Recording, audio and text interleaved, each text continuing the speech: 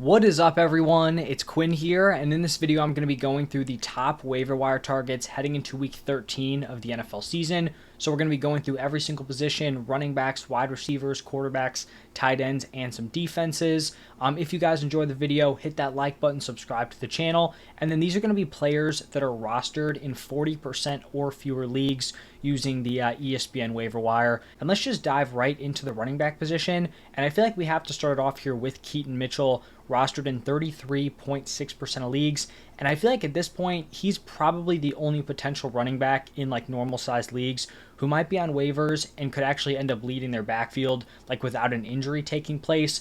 Most of these other players are going to need something to break right, whether that's an injury or just like a shift in usage. Keaton Mitchell is kind of already on his way to leading this backfield. I feel like he's very, very close. We saw him lead the Ravens running backs across the board in snaps, routes run, carries, and targets. And you may be thinking, well, sounds like he's the locked in RB1.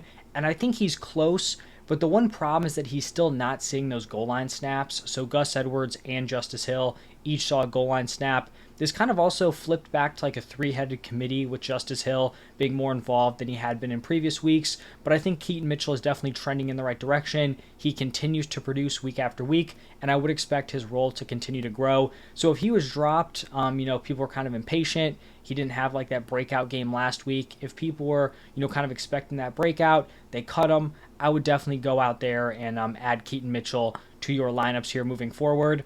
And then we're kind of going to get into the handcuff territory. So starting off with Elijah Mitchell here, probably the top handcuff you can pick up at this point, rostered in 17.4% of leagues. At this point, it seems very clear that he is the 49ers running back too, and this is pretty much like the best offense you want to be attached to as a handcuff. CMC's handled a large workload. He's had some injury concerns in the past, so if he goes down, Elijah Mitchell is at worst a weekly running back too. Then we have Rico Dowdle, another offense you want to be attached to, rostered in 9.2% of leagues, clearly the Tony Pollard handcuff.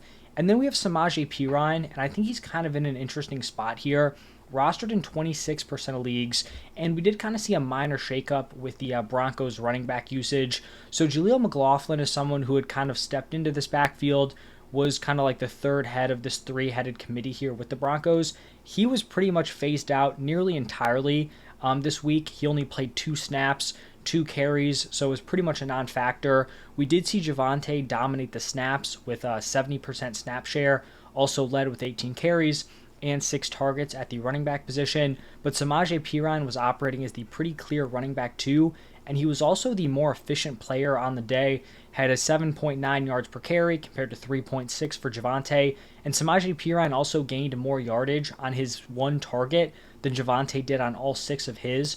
So we've seen Javonte increase his usage over the last 4 weeks, which I think is encouraging, but he hasn't necessarily capitalized on it over that stretch. He's only averaging 3.5 yards per carry, so he's been pretty efficient, and I think there is an outside chance that Samaje Perine could lead this backfield when we get to the fantasy playoffs. I definitely don't think it's like a probable outcome. Like, I don't think it's greater than 50% that Samaje Perine is going to be the running back one, but I think when we're looking at the running backs on waivers, he's one of the guys that could end up being playable without an injury, right? We're looking at like the Elijah Mitchells, the Rico Dowdles. Those guys are not going to be startable in your lineup without an injury. Mitchell is not replacing CMC. Dowdle is not replacing Tony Pollard. Samaje Perine at least has somewhat of a chance to eat into that Javonte Williams workload. So he's someone kind of interesting here, not just that straight up handcuff. And then we're going to have more handcuffs here. So Tajay Spears, rostered in 34.5% of leagues. The Derrick Henry handcuff, adds some receiving upside there. Kenneth Gainwell, rostered in 14.6% of leagues. He is the DeAndre Swift handcuff. Latavius Murray, rostered in 20.3% of leagues. He actually led this Bills backfield in snaps and routes run. I believe James Cook was kind of punished a little bit for a drop early on in the game. But even though Latavius Murray has a weekly role, he's still a James Cook injury away from being startable in your fantasy lineups. Then we're going to have Royce Freeman, rostered in 19.3% of leagues. He is now the clear Kyren Williams handcuff. He was splitting with Henderson when Kyren was on IR, but Henderson was released, so that spot's just kind of wide open. Freeman saw 13 carries to Kyren's 16.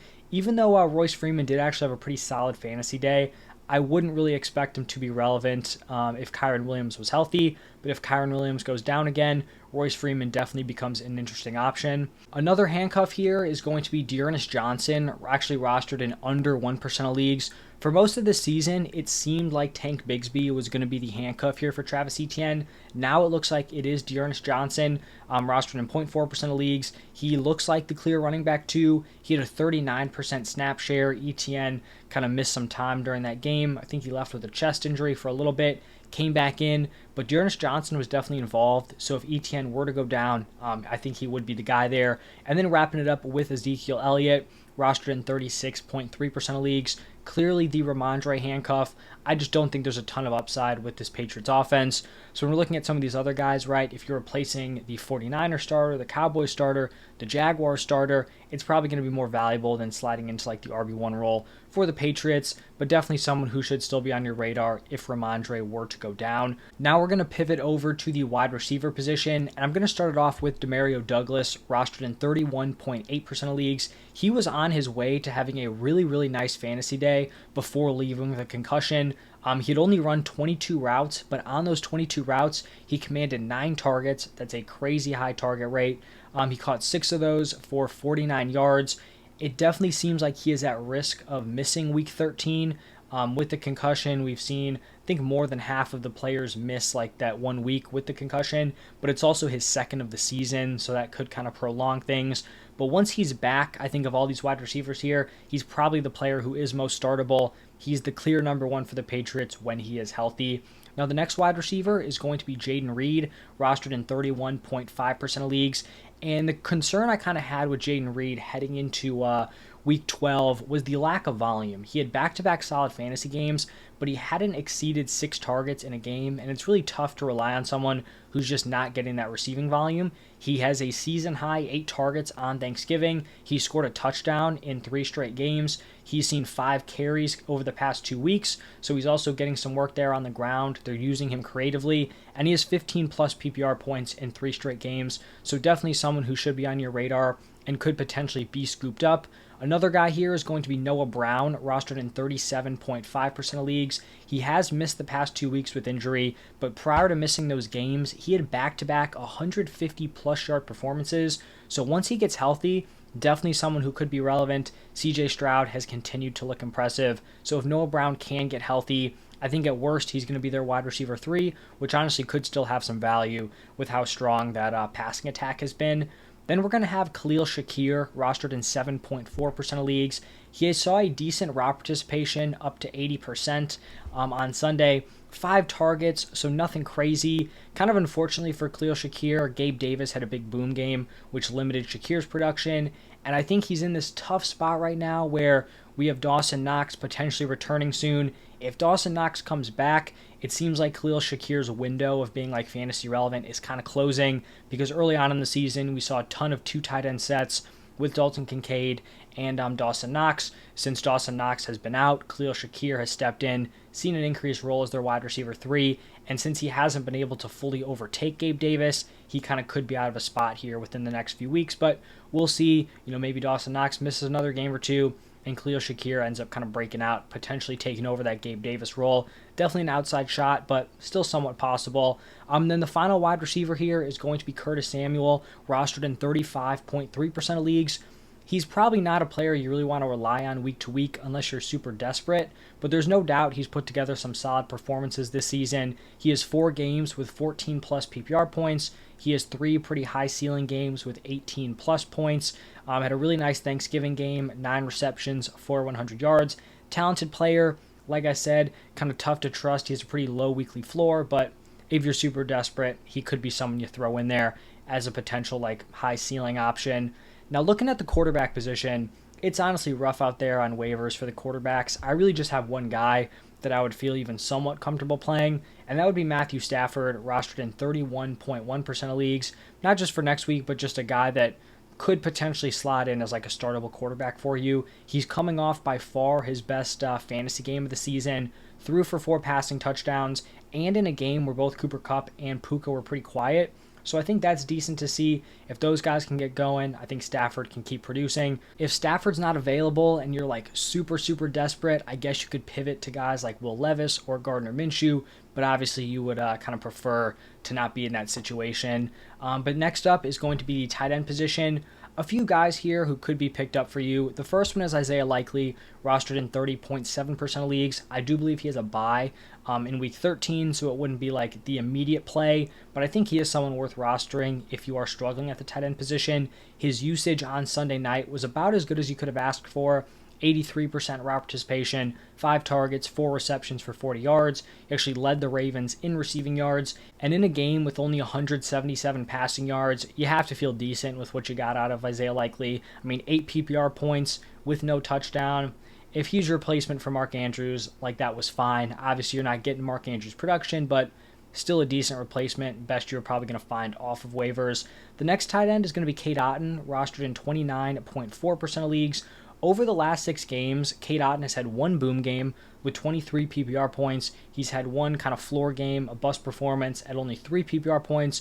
The other 4 have been between 8 and 10 points. So he's been somewhat consistent, not a crazy high ceiling option, just like that one game. But he's probably one of the best options you're going to have on waivers at the tight end position. If your tight end's on bye or injured, he could be someone you're looking at, moving forward rest of season. And then the final tight end here is going to be Juwan Johnson, rostered in 8.3% of leagues. Solid route participation at 85%. He was second on the Saints with targets with 7. And looking at the Saints' current wide receiver room, all 3 of their starting wide receivers are currently injured. So Michael Thomas, Chris Olave, Rashid Shaheed. You'd expect Juwan Johnson to see solid usage moving forward and could end up being relied upon more than maybe we were anticipating rest of season. We'll see how serious those other injuries are. I believe Olave is a concussion, so could miss a week or 2. Juwan Johnson definitely becomes fantasy relevant. And then finishing up this video with the defenses, actually, I think there are a lot of very strong streaming options this week. We're going to start it off with the Buccaneers, rostered in 14.9% of leagues. They're going up against the Panthers. We know this Panthers offense is terrible. I know this Buccaneers unit has been struggling, but this Panthers unit is very, very rough. I wouldn't be shocked if they have a bounce back game here. Next is going to be the Jaguars, rostered in 26.4% of leagues. Another pretty rough offense here with the Bengals. With no Joe Burrow, this offense is definitely going to struggle, so Jaguars are interesting. Falcons, rostered in 16.4% of leagues. Not a terrible defense, and they go up against the Jets, whose offense has been pretty brutal. Looks like they're rolling with Tim Boyle again. Could definitely be a great spot for the Falcons defense. We have the Rams, rostered in 4% of leagues, going up against the Deshaun Watson-less Browns. That Browns offense also struggling without Watson. And then wrapping it up here with the Chargers, rostered in 11.4% of leagues. They're going up against the Patriots. I believe the Patriots are the first team potentially ever. Not sure if there was like a spot, but first team to lose back-to-back games without allowing more than 10 points. So their offense is not in a good spot. Chargers are definitely interesting here as a defensive streaming option. So that's going to wrap it up for the top waiver wire targets. I hope you guys enjoyed the video. If you did, smash that like button, subscribe to the channel. I'll have my start sits coming out later in the week. Running backs, wide receivers tomorrow. Have my rankings also, so stay tuned for all of those. Thank you again, and I will see you in the next one.